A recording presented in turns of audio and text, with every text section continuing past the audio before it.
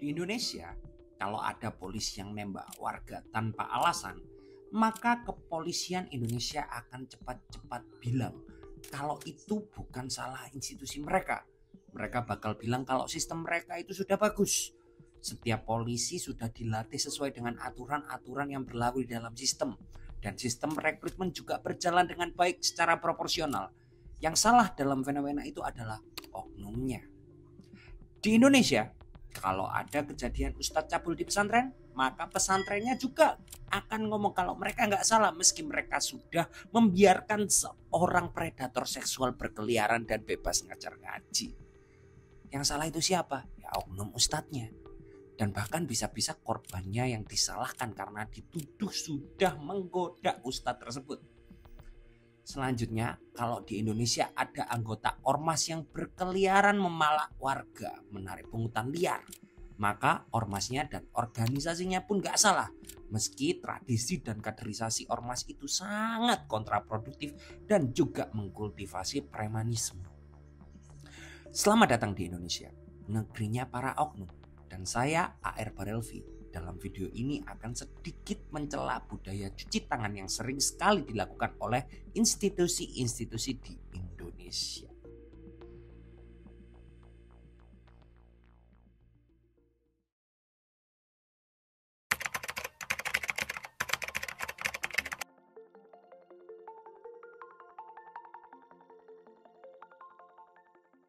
Sebelum kita memulai pembahasan lebih lanjut soal inti dari video ini di awal, mari kita bahas dulu apa sih sebenarnya oknum itu. Oknum ini sebenarnya itu memiliki dua artian. Yang pertama, dalam kekristenan, oknum ini merujuk pada orang yang mengaku-ngaku sebagai Tuhan. Nah, itu secara kebahasaan Kristen. Kalau secara kebahasaan umum, arti oknum adalah perseorangan. Tapi dengan anasir, maksudnya adalah oknum ini adalah orang yang kurang baik. Di dalam masyarakat Indonesia, oknum ini bisa dibilang sebagai sebuah kata yang cukup sakral, tapi sakral dalam artian kebalikannya. Nah, kalau sakral kan kita nggak boleh menodai sesuatu yang sakral. Nah, kebalikannya, kalau oknum ini adalah entitas atau orang, tempat kita membuang noda sampah. Maksudnya, oknum itu adalah sebuah kata yang selalu digunakan oleh institusi, misal kepolisian, ormas, atau pemerintahan untuk cuci tangan dari dosa-dosanya. Contohnya ya, kalau ada salah satu PNS, anggap aja ya, Mr. X, yang terbukti terima suap dari masyarakat biar dimudahkan urusannya, maka pemerintahan akan bilang kalau orang itu adalah oknum. Nah, lucunya kan, kita tahu kok kalau masalah suap-suapan itu bukan cuma oknum aja yang ngelakuin, tapi banyak orang. Dan lucunya lagi, kita pasti sadar kalau orang itu dibilang oknum karena dia ketahuan. Kalau nggak ketahuan, ya bukan oknum. Tapi dia adalah PNS biasa yang mengikuti tradisi, mengikuti sistem, dan beradaptasi dengan aturan-aturan dan budaya yang ada. Nah, argumen saya yang barusan ini dilandaskan dari persepsi bahwa sistem yang korup itu pasti melahirkan sebuah tradisi yang mengharuskan semua aktor di dalamnya itu untuk ikutan korup. Dan ketika tindakan korup ini terungkap, maka cara untuk keluar dari tudingan masyarakat bahwa sistem itu bobrok adalah dengan ya cuci tangan. Cuci tangan pakai apa ya? Pakai oknum. Oknum-oknum ini yang akhirnya disalahkan. Jadi kata oknum itu pasti dipakai oleh institusi manapun, di negara apapun, dalam organisasi apapun. Nah, tapi kalau dipakai sekali dua kali itu kan masih wajar. Nah, masalahnya kalau di Indonesia itu dipakai berkali-kali dan setiap kali ada kasus. Nah, kalau dipakai berkali-kali, maka kita bisa melihat pasti ada yang salah, ada sesuatu yang salah dengan sistem. Dan pertanyaannya, kenapa kok di Indonesia kata oknum ini selalu diulang-ulang? Jawabannya ya sederhana, karena oknum ini digunakan untuk tameng institusi.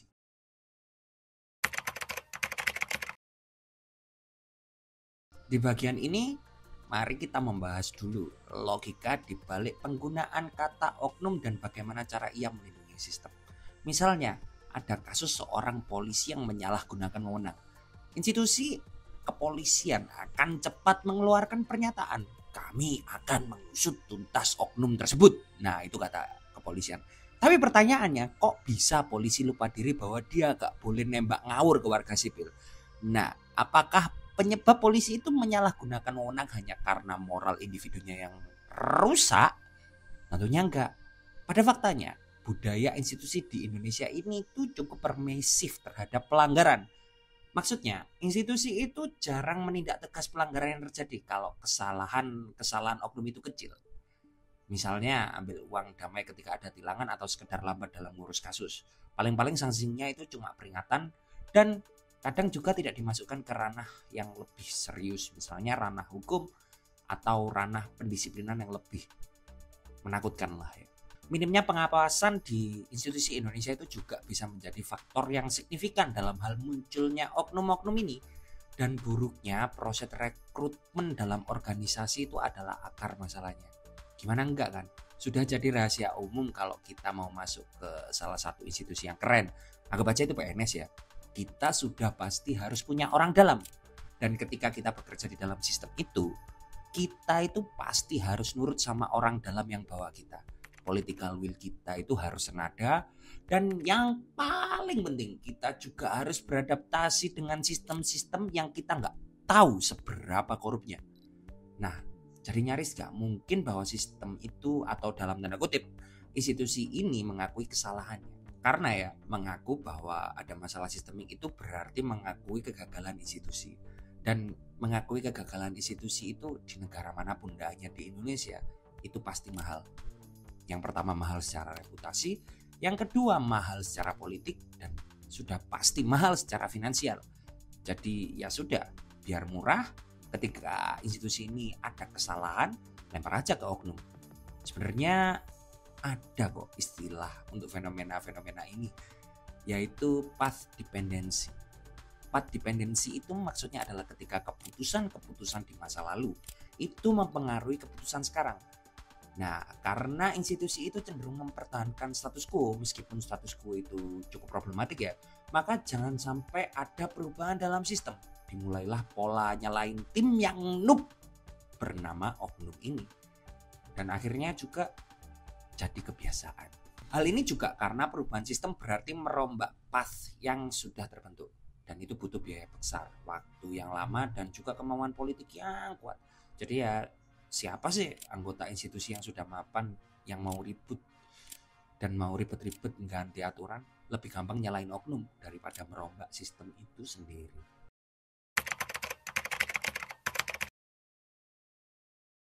Nah, sebenarnya fenomena ini bisa dijelaskan dalam kacamata sosiologi. Fenomena oknum ini sebenarnya adalah bentuk mekanisme pertahanan sosial. Menurut Alcott Parsons, salah satu ilmuwan sosiologi yang paling beken di kampus saya dulu, setiap masyarakat itu punya pola atau tindakan yang berfungsi untuk menjaga keseimbangan dari masyarakat itu. Ketika ada individu atau orang yang melanggar terhadap norma itu, masyarakat akan cenderung mengisolasi pelaku daripada mempertanyakan norma dan aturan-aturan yang ada. Jadi orang-orang itu akan memilih untuk menjauhi orang tersebut daripada untuk merubah aturan. Mempertanyakan aja enggak, apalagi ngerubah. Setiap masyarakat itu pasti beroperasi dalam satu kerangka sistem yang terdiri dari elemen-elemen yang berhubungan, yang semuanya itu pasti bekerja untuk menjaga keseimbangan atau homeostasis. Dalam sistem ini, norma, nilai, dan aturan sosial adalah bagian integral atau bagian yang paling kuat dari struktur yang memungkinkan keberlanjutan masyarakat. Ketika ada individu atau kelompok yang bertindak di luar norma atau melanggar aturan, perilaku tersebut dipandang sebagai defiant act, dan dipandang juga sebagai ancaman terhadap stabilitas sosial. Dalam konteks institusi, kata oknum adalah alat untuk memisahkan individu bermasalah dari sistem secara keseluruhan, walaupun sistem itu bermasalah juga ya. Dengan cara ini, masyarakat akhirnya tetap percaya bahwasanya sistem itu baik, walaupun sebenarnya ada kebobrokan yang berjalan secara sistemik yang membutuhkan perhatian banyak orang. Misalnya, di suatu kerajaan ini ada sebuah aturan bahwa setiap bangsawan itu harus menjadi noblesse oblige dan harus mengedepankan kepentingan rakyat. Tapi faktanya tidak ada sistem yang difungsikan untuk mengawasi para bangsawan. Nah, ketika ada satu bangsawan yang ketahuan oleh rajanya bahwa bangsawan itu korup, maka bangsawan lain akan langsung cuci tangan dan menyalahkan individu. Dan ketika ada omongan dari raja bahwa kayaknya ini ada sistem yang salah deh, maka para bangsawan ini akan serentak ngomong, gak ada yang salah kok raja, dia aja yang kayak gitu, kitanya enggak. Dan akhirnya bangsawan-bangsawan ini kembali hidup dalam sistem yang melanggengkan kekuasaan mereka.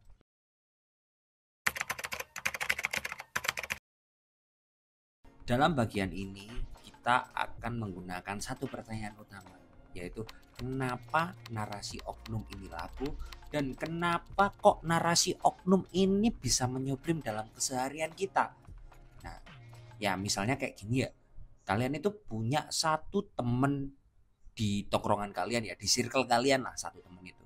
Nah, teman kalian itu kuat deh, kayak tai lah pokoknya wis nggowapleki lah gak masuk pokoknya.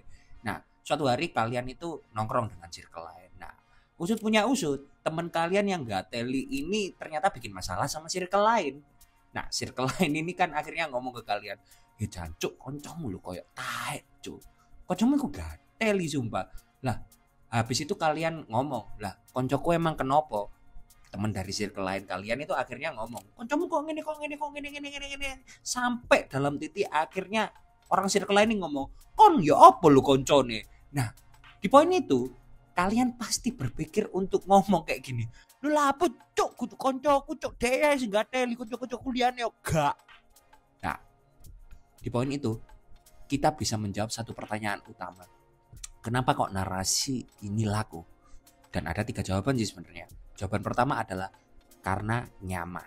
Kita sebagai masyarakat Indonesia itu pasti pengen solusi cepat.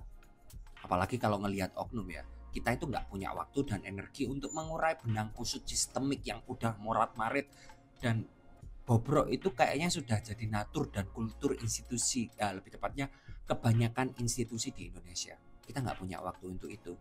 Karena apa? Kita semua sudah disibukkan dengan pekerjaan. Kita susah cari duit. Ngapain Pak kita mengurai sistem-sistem itu? Biarkan ala kadarnya seperti itu. Dan kita akan terus berharap. Dan kita selalu ingin berharap dalam sistem itu. Karena narasi ini membuat kita nyaman. Dan itu adalah alasan kedua. Dengan menyalahkan oknum, kita bisa tetap percaya pada institusi tanpa merasa harus melibatkan diri dalam perubahan.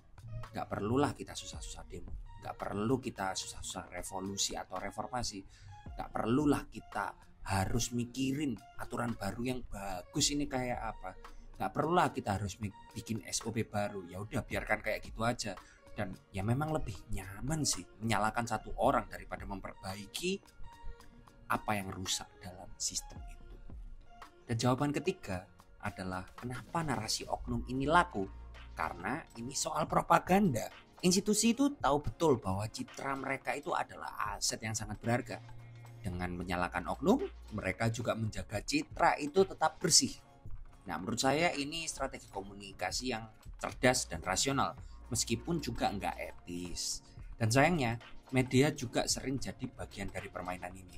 Alih-alih menggali informasi lebih dalam, mereka itu cukup melaporkan pernyataan resmi dari institusi. Istilahnya wartawan-wartawan ini lebih memilih untuk beritakan rilis daripada menggunakan diksi yang tajam atau narasi yang penuh kritik. Narasi oknum bukan cuma menghindari akuntabilitas, tapi juga punya dampak sistemik yang lebih besar. Pertama, ini menghambat reformasi. Kalau masalah selalu dianggap pula individu, institusi itu jadinya nggak akan pernah merasa untuk kita perlu berubah gitu.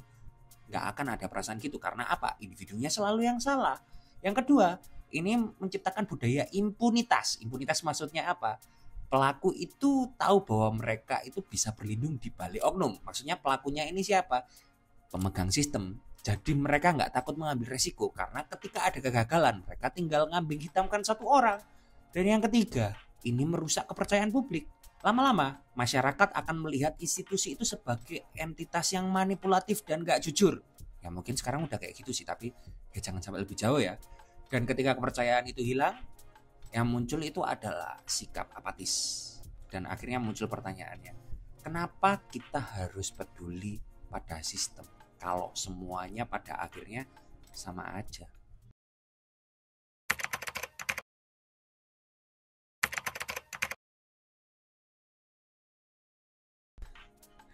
Maaf, bercanda. Jadi apa yang bisa kita lakukan kalau narasi oknum ini sudah merajalela? Ya jawabannya yang pertama jelas kita harus lebih kritis terhadap narasi oknum. Kita harus berhenti menjadi masyarakat yang pengen solusi cepat. Jangan langsung percaya setiap kali ada institusi yang menyalahkan oknum ketika ada fenomena yang aneh atau pelanggaran terhadap masyarakat. Kita harus tuntut transparansi, sering-sering demo lah, tuntut penyelidikan mendalam, dan tuntut juga reformasi dari sistem yang bobrok. Kita harus lihat aturannya, dan selanjutnya kita juga butuh media untuk berperan lebih besar. Media harusnya nggak puas hanya dengan rilis resmi dari pemerintahan. Media harusnya gali lebih dalam, temukan akar masalahnya, dan beri ruang untuk diskusi yang ya bisa dibilang lebih kritis lah ya. Ketiga, institusi juga harus lebih berani melakukan introspeksi. Dan sepertinya juga nggak mungkin institusi itu harusnya juga mengakui bahwa masalah ada di sistem, bukan hanya di individu yang melakukan pelanggaran.